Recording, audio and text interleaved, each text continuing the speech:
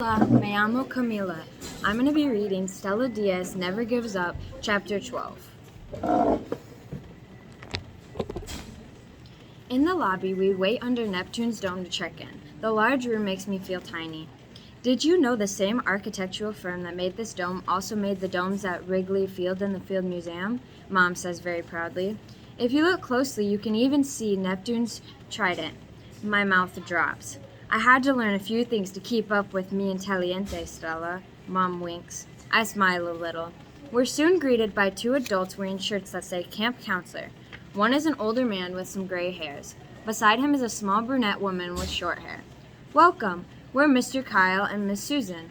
Miss Susan bends down to me. And who might you be? Stella Diaz, I reply softly. Stella Diaz? The future Jaquez Castillo, I hear. She checks my name off a list and hands me a badge to wear on my shirt. I beam from ear to ear. I realize I am surrounded by my people, my fellow sea creature enthusiasts. Actually, I think I might want to be Sylvia Errol now, I continue. Did you know she, along with her husband, formed Deep Ocean Engineering to design robotic machines to explore the oceans? Are you sure you're not running this camp? Asks Mr. Kyle, putting his hands on his hips. I giggle and look at my mom. She squeezes my shoulder.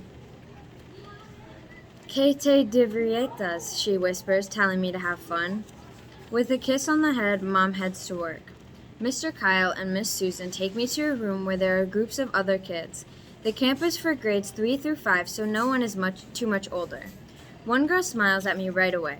She looks Latino with long, curly brown hair and tan skin.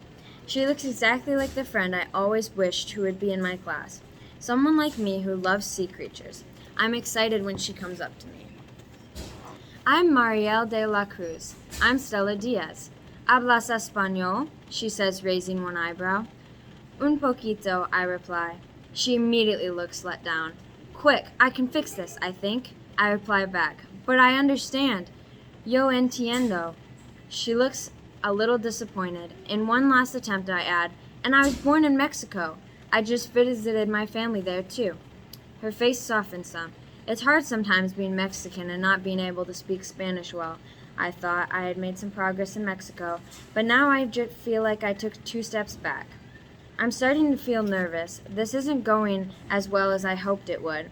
Then another kid comes over. She has braids all over her head. Hi, I like your otter shirt. I'm Kristen. Thanks, I'm Stella. Do you know anyone here? She asks. I shake my head no. Me neither. As her face forms a smile, I can see a mouthful of braces. They have different, brightly colored bands on each tooth. It looks like jewelry for her teeth. Let's stick together, she says.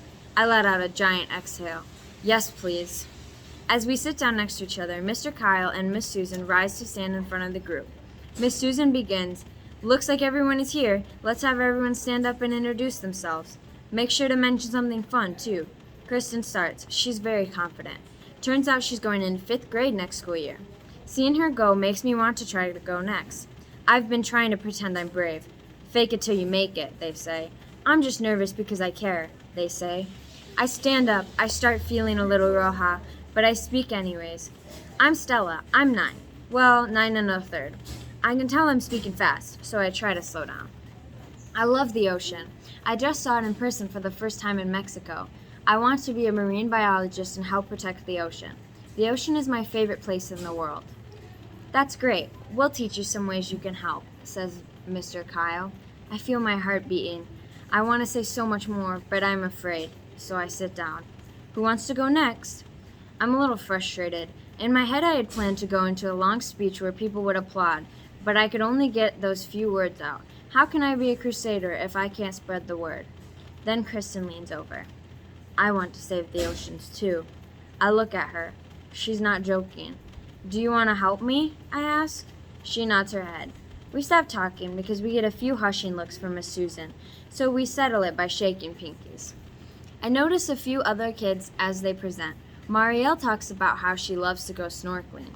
We used to go snorkeling when we were in Florida, she adds. I want to be a zoologist. I look over her as she sits down. I try to smile at Marielle, but she doesn't notice. I hope I can turn things around with her. I've never met anyone who went snorkeling before. Another kid, Logan, introduces himself as obsessed with sharks. He says, "The megalodon is so cool. Too bad it's extinct." Logan has a Chicago accent. He's a little bit shorter than me, but my same age. Another girl, Erica, shares with us that she's been whale watching. Then another boy, Dan, says, "I also want to be a marine biologist." After everyone introduces themselves, Mr. Kyle and Miss Susan stand up. Obviously, everyone is here because they love the oceans, and I heard a few of you say you'd like to be a marine biologist. A few kids and I nod at each other. "Do you know what that means?" Logan raises his hand. "It's someone who studies the oceans." "That's right," replies Miss Susan, "and there's a big range in what they do," says Mr. Kyle.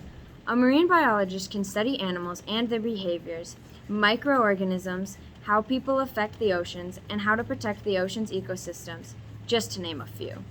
Our job this week is to give you a sneak peek into all of these categories.